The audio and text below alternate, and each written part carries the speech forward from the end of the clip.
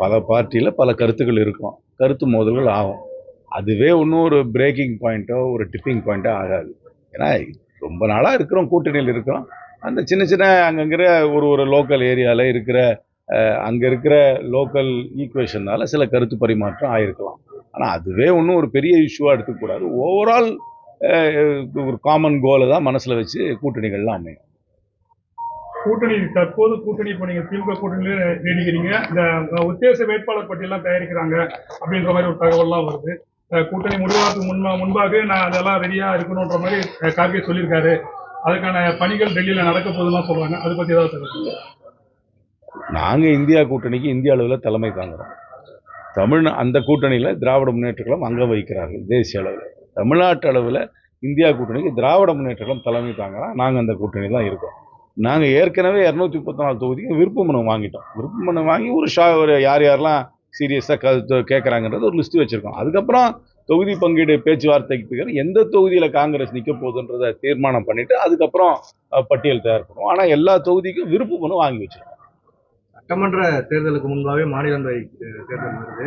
இதுக்கு வந்து திமுகவோடு சேர்ந்து காங்கிரஸ் வந்து ராஜ்யசபா உறுப்பினர் சீட்டு கேட்க வாய்ப்பு இருக்காது.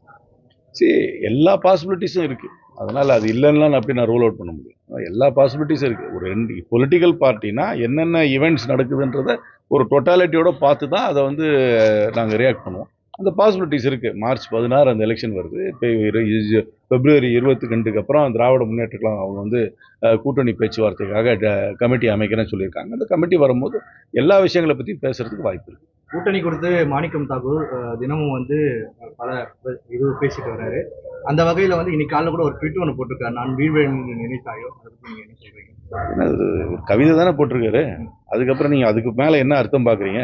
கவிஞர் என்ன எழுதியிருக்காதோ அதான் அர்த்தம் கவிதைக்கு. அதுக்கு மேலே என்ன இருக்குது பார்க்குறதுக்கு? இல்லை, தொடர்ந்து வந்து சர்ச்சைக்குரிய அதில் என்ன கவிதை போட்டது சர்ச்சையா? கவிதை போட்டது சர்ச்சையா? எப்படி? பாரதியார் கவிதை தானே அது? யாருடைய கவிதை? எங்களுக்கு மரியாதை இல்லை, கவிதை அவர் கவிதை தானே போட்டார். இன்னைக்கு கவிதை போட்டதுல என்ன சர்ச்சை? கவிதையில கவிஞர் என்ன அர்த்தத்துல எழுதியிருக்காரோ அந்த அர்த்தத்தை புரிஞ்சுக்க வேண்டியது. தொடர்ந்து மரியாதை கொடுக்கலான்ற திமுக. நான் வந்து இன்னும் என்னுடைய பாராளுமன்ற சகாவுக்கு நான் ஸ்போக்ஸ் பர்சன் கிடையாது. அதுக்கு மேல நீங்க விளக்கம் கேட்கணும், நீங்க அவரை தான் கேட்கணும். இந்த செங்கல்பட்டு வடக்கு மாவட்டத்தை பொறுத்த வரைக்கும் 3 தொகுதியுமே திமுக தான் வெற்றி பெற்று எம்எல்ஏ இருக்கிறாங்க. இந்த முறை உங்களுக்கு காங்கிரஸ்ல இந்த 3 தொகுதிகள் திருப்பூர், செங்கல்பட்டு, இந்த பல்லாவரம், தாம்பரத்தில் ஏதாவது கேட்கறதுக்கு வாய்ப்பு இருக்கு? இந்த ஸ்பெசிபிக்ஸை போய் நான் ஒரு ப்ரெஸ் கான்ஃபரன்ஸ் எப்படி சொல்ல முடியும்? 4 ப்ராசஸ், 4 ஸ்டெப் இருக்கு. ஃபர்ஸ்ட்டு கூட்டணி, அதுக்கப்புறம் போய் பேச்சுவார்த்தை, அதுக்கப்புறம் எத்தனை தொகுதி, அப்புறம் எந்த தொகுதி, அதுக்கப்புறம் வேட்பாளர், அதுக்கப்புறம் பிரச்சாரம், அதுக்கப்புறம் தேர்தல். இதுதான் ப்ராசஸ். அதனால் இது வந்து பைபாஸ் பண்ண முடியாது. முதல்ல வந்து எத்தனை தொகுதி அந்த நிர்ணயம் பண்ணணும். எதுவாக இருந்தாலும் எந்த கூட்டணியாக இருந்தாலும் 234 தொகுதி தான் இருக்குது.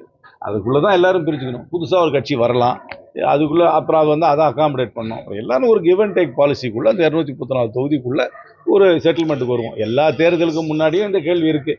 இதை கேட்பீங்களா, அதை கேட்பீங்களா, விட்டு கொடுப்பீங்க. ஆனால் எல்லா தேர்தலையும் செட்டில் ஆகிடுதுல. எலெக்ஷன் வரும்போது எல்லாம் செட்டில் ஆகி அந்த 234க்குள்ளே எல்லா கூட்டணி கட்சியும் அடங்கிடும். 1,26,00,000 மனங்களை வென்ற தந்தி டிவி யூடியூப் சேனல். தவிர்க்க முடியாத தம்ப்நெயில்ஸ், கலக்கலான கான்டென்ட்ஸ். நீங்களும் இந்த குடும்பத்தில் இணைய இப்பவே சப்ஸ்கிரைப் பண்ணுங்க. அசுரபலம் கொண்ட எங்கள் டிஜிட்டல் கரங்களில் உங்கள் விளம்பரங்களை சேர்க்க வாட்ஸ்அப் பண்ணுங்க. 8939888378. Email advttv@dttv.in.